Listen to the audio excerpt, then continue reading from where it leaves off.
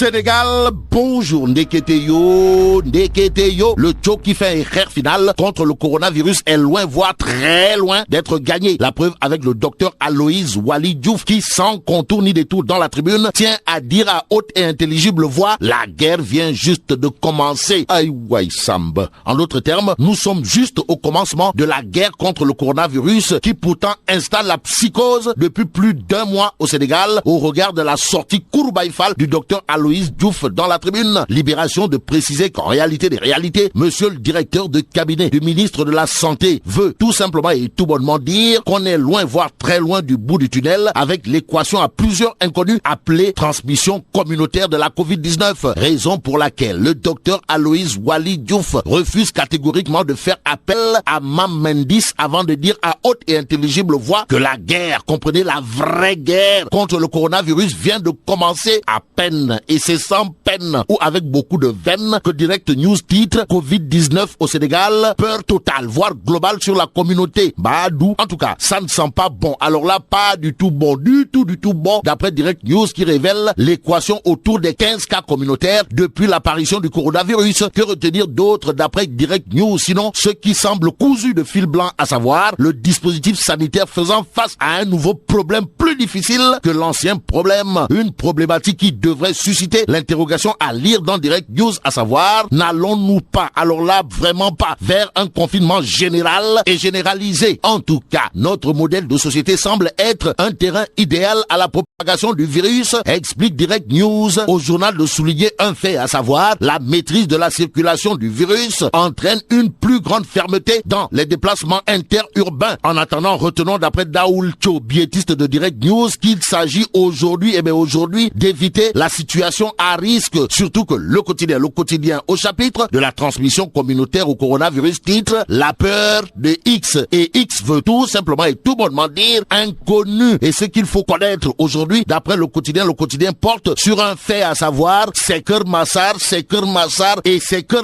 qui serait au cœur des inquiétudes, les inquiétudes de Souleymane Ndoye, président du conseil départemental de Rufisque, qui dans le quotidien dira il serait malheureux que les cas de Keur Massar pénètrent Rufisque, d'où l'interrogation qui barre la une du journal Critique, à savoir confinement ou chaos. En attendant, retenons d'après le journal Critique, le bilan d'hier comprenait 237 cas positifs dont 105 guéris, et le hic dans cette histoire est à lire à la une de l'Observateur. L'Obs, le journal du groupe Futur Média, toujours au chapitre de la propagation du coronavirus, révèle que Ndeketeyo, Dakar joue avec le pire. Il s'agit pour l'Observateur l'Obs de s'appuyer sur les chiffres et les comportements relevant d'une indiscipline maladive voire caractérisée qui font froid dans le dos. Et pour avoir bon dos, l'Observateur l'Obs nous livre que Macky Sall envoie désormais l'armée chez les populations.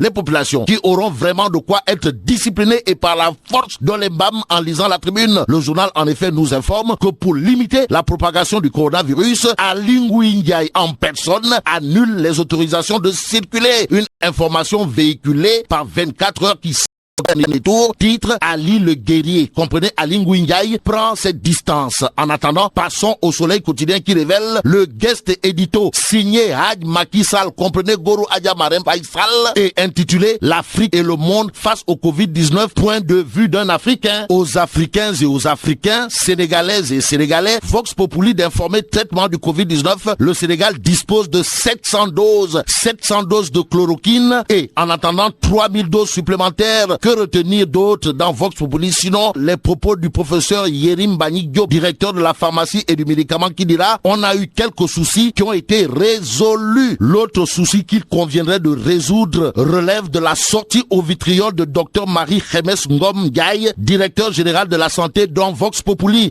Aussi Ngom Ndiaye, Marie-Khémesse, de confier dans Vox Populi que ce n'est pas parce qu'on a pris de la chloroquine qu'on ne va pas faire du Covid-19. En attendant, intéressons-nous à la sortie au vitriol de Madame Abré dans Vox Populi. Bon, Abré a pleinement droit que sa peine soit aménagée. Voilà ce que déclare Madame Fatim Raymond Abré, épouse du président Hissène Abré dans Vox Populi. En tout cas, la Adjaratou du président Abré dans Vox Populi dira il est sorti épuisé, fatigué, à bout. Il était très content de goûter à nouveau au bonheur de la famille. Dixit Madame Raymond Fatim Abré. Cerise sur le gâteau, Fatim Raymond Abré, épouse de Hissène Abré, d'ajouter que son chéri Coco était content de goûter à nouveau au bonheur familial dans une maison pleine de tchouraï. En attendant, passons au témoin quotidien qui parle de révélation sur un méga scandale foncier du régime. Encore un scandale foncier du régime. Et là, il s'agit dans le témoin de Dame Diamé qui obtient un titre foncier de 359 hectares. En tout cas, théoriquement seulement, l'assiette foncière lui est octroyée pour la construction du port minéralier de Bargny-Sendou. Cependant, juristes et experts n'en reviennent pas. Surtout que c'est la première fois qu'un concessionnaire obtient un titre foncier sur un bien appartenant à l'État, indique le témoin quotidien. Que retenir d'autre dans cette histoire de révélation sur un méga scandale foncier du régime? Sinon, grâce à ce titre foncier, le bienheureux Diané pourra lever autant de fonds qu'il le voudra auprès des banques. En attendant, terminons avec le journal Les Échos qui révèle rapport droits humains en Afrique et rétrospective 2019. Amnesty International file un gros zéro au Sénégal. Et là, mais la tidong de. Oui, Foudiou Diamati. Bon, vive le Sénégal.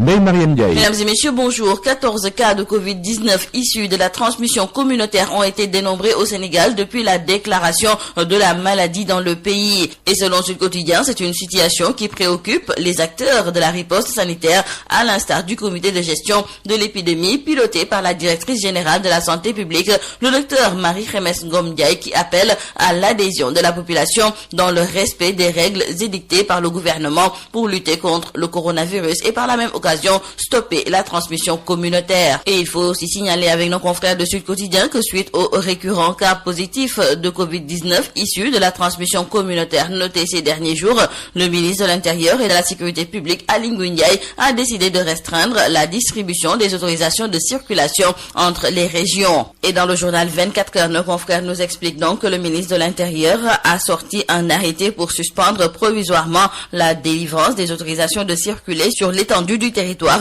ce pour freiner la propagation des cas dits communautaires de Covid-19. Car ce mode de transmission reste un souci majeur pour les acteurs de la santé, car en cas de transmission communautaire soutenue, comme en Italie et dans d'autres pays, les systèmes de santé en Afrique n'ont pas la capacité pour tenir le coup. Donc il y a peur sur la communauté, c'est d'ailleurs le titre qui barre la une du journal Direct News.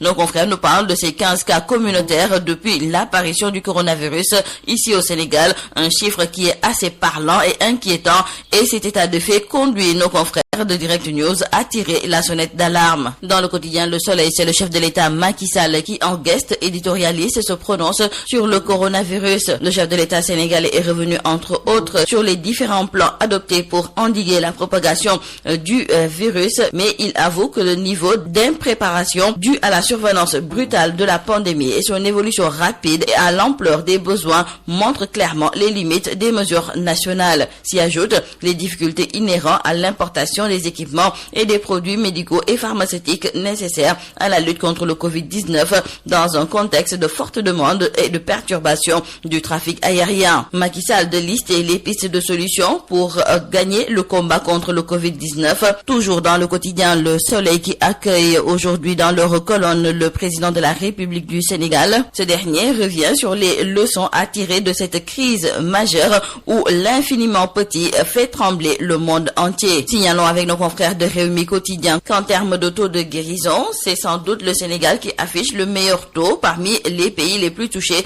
dans l'espace CEDEAO. Notre pays totalise depuis le début de l'épidémie du coronavirus 105 patients guéris. Et il faut noter avec nos confrères du journal Vox Populi que c'est la chloroquine et l'hydroxychloroquine qui est utilisée dans la prise en charge des patients du Covid-19. Et ce produit est disponible ici au Sénégal car, à en croire nos confrères, un total de 700 doses de chloroquine est disponible pour le traitement du Covid-19 et 3000 doses environ vont être réceptionnées dans les jours ou semaines à venir selon le directeur de la pharmacie et du médicament. La distribution des dons alimentaires se fera dans les prochains jours, mais pour l'instant, retenons avec nos confrères du journal Enquête qu'à peine lancée par le commissariat à la sécurité alimentaire rattaché au département ministériel dirigé par Mansour Faye, le marché de la distribution des aides alimentaires soulève des vagues. En fait, Birahim Seck s'était offusqué du critère relatif à la sélection de prestataires disposant d'un parc opérationnel d'au moins 50 camions, une sélection discriminatoire et qui favorise la surfacturation. Et après l'alerte lancée par le coordonnateur du Forum civil Birahim Seck, nos confrères du journal Enquête se sont rapprochés de certains acteurs du secteur pour en savoir davantage. Et c'est ainsi que le secrétaire général de l'Union des routiers du Sénégal a émis quelques réserves par rapport à la voie empruntée pour procéder à la distribution de ces vivres. Le syndicaliste craint le déploiement de toute une machine dont le seul objectif serait de capter le grand marché à milliards au détriment de certains transporteurs. La situation des droits de l'homme au Sénégal préoccupe Amnesty International et aujourd'hui nos confrères de l'AS nous parlent de ce communiqué de l'organisation qui a constaté, pour la déplorer, une restriction des droits et des libertés dans le pays en relevant de nombreux cas dont l'emprisonnement des activistes comme Guy Marius Sagna et Karim Khouroukrar, mais également du journaliste Adama Gueye. Nos confrères du journal Les Échos reviennent également sur ce rapport de Amnesty International sur les droits humains en Afrique et plus précisément ici au Sénégal, et Amnesty file un gros zéro au Sénégal, nous disent nos confrères. Nous terminons par l'affaire de la mort de Iba Thiam. Nos confrères de Libération nous disent aujourd'hui tout sur l'affaire Iba Thiam et commencent d'abord par nous révéler les résultats de l'autopsie, les prélèvements effectués dans l'appartement, les perquisitions, l'audition de Rougui Diao hier et les dépositions des mises en cause présumées qui seront déférés ce mercredi pour 4 délits. Nos confrères du journal Tribune nous précisent qu'il s'agit entre autres des délits d'association de malfaiteurs, usage de drogue et non-assistance à une personne en danger. Et aujourd'hui donc, le gang des fils à papa sera déféré devant le parquet. C'est tout à vos journaux et très bonne lecture.